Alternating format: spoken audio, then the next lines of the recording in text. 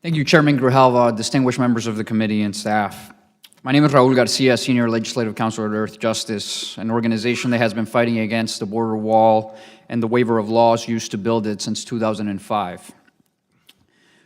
We have a reputation to be the legal arm of the environmental movement. But in opposing the border wall, we recognize that the environment, civil and human rights are intrinsically connected. So our understanding is an intersectional one that evaluates the impacts of the wall across multiple sectors. We take into account the demonization of culture, the erosion of civil rights, and the degradation of the environment altogether. I have to begin with the palpable and unescapable truth that the border wall is immoral, motivated by hate, and deeply rooted in racism. At a personal level, this wall is an insult. I am an immigrant like many others. I was born in Mexico and brought to this country as a child. Since I came to this country, I've dedicated my career and my life to making this country a better place. And at the same time, I admire, love, and work towards the principles on which this country was founded. Unfortunately, however,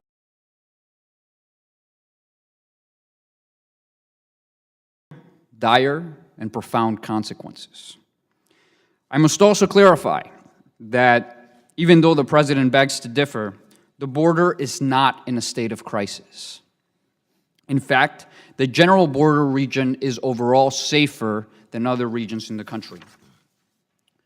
Communities with more immigrants, on average, have fewer crimes than those with less immigrants. And overall, immigrants are less likely to commit crimes than the general US-born population, according to the American Immigration Council. There is simply no valid and truthful justification for this wall.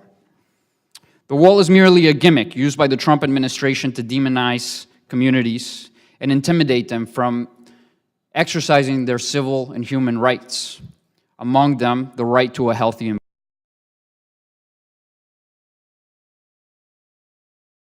Outside of the law. So let me repeat that. This wall is built outside of the law. In 2005, Congress passed the Real ID Act, which gave the Secretary of Homeland Security the power to waive any law he or she wants in order to build border barriers and roads. So far, this administration has used it to waive 37 laws that would not be waived anywhere else in the country. So these are laws like the National Environmental Policy Act, NEPA, the Endangered Species Act, the Clean Water and Clean Air Act, laws that are pivotal to the health and safety of communities all around the country, particularly in the border. As just one example, I'd like to go over some of the impacts of waiving NEPA, the National Environmental Policy Act. NEPA is very simple. It's common sense. It does three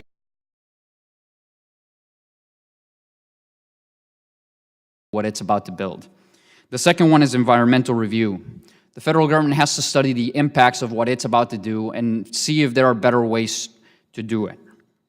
The last one, and what I would argue is the most important, is public input. Making sure that other agencies, as well as the public, have a say and a voice into what is going to happen in their own backyards. Unfortunately, the Trump administration does not see this as a value. In the context of the border wall, they have waived NEPA several times. Just as one example, when barriers were built in Nogales, Arizona, as has been referenced, the administration waived NEPA. Since the required NEPA studies were not conducted, it was overseen that the debris, the natural debris and the garbage would actually pile up around the border wall that they already have there and act as an unintended dam. That dam essentially would alter the natural flow of water, and when torrential rains hit the region, it led to catastrophic flooding up to 6 feet in depth that caused millions of dollars worth in property damage and cost the deaths of 2 people. The waiver of laws, as has been stated, has also caused the desecration of important lands for indigenous communities It has prohibited the public from legally challenging any federal government action when it comes to building the wall, even when that action would be illegal under our laws. And it further endangers animal species that are already threatened. The long list of laws that are consistently waived makes it clear that there is an intentionality to act outside of the rule of law. There is no reason to waive a law that you plan to abide by. That's very important as we move forward, because we have to make the impact, and we have to double down on the notion that this wall is justified by fiction, relying on the notion that southern border communities must be militarized and somehow deserve fewer protections under the law. To conclude, I have to say that the political calculations and discussions of the wall should be grounded in the real impacts that it causes. I continue to hear people speaking about compromising on the wall. They throw around numbers like 1.3, 1.6, and $5 billion.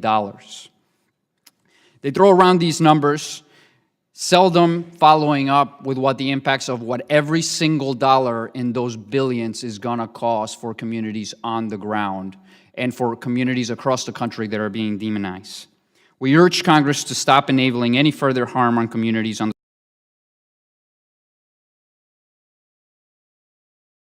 or to continue exercising the waiver of laws with which it is built. Thank you.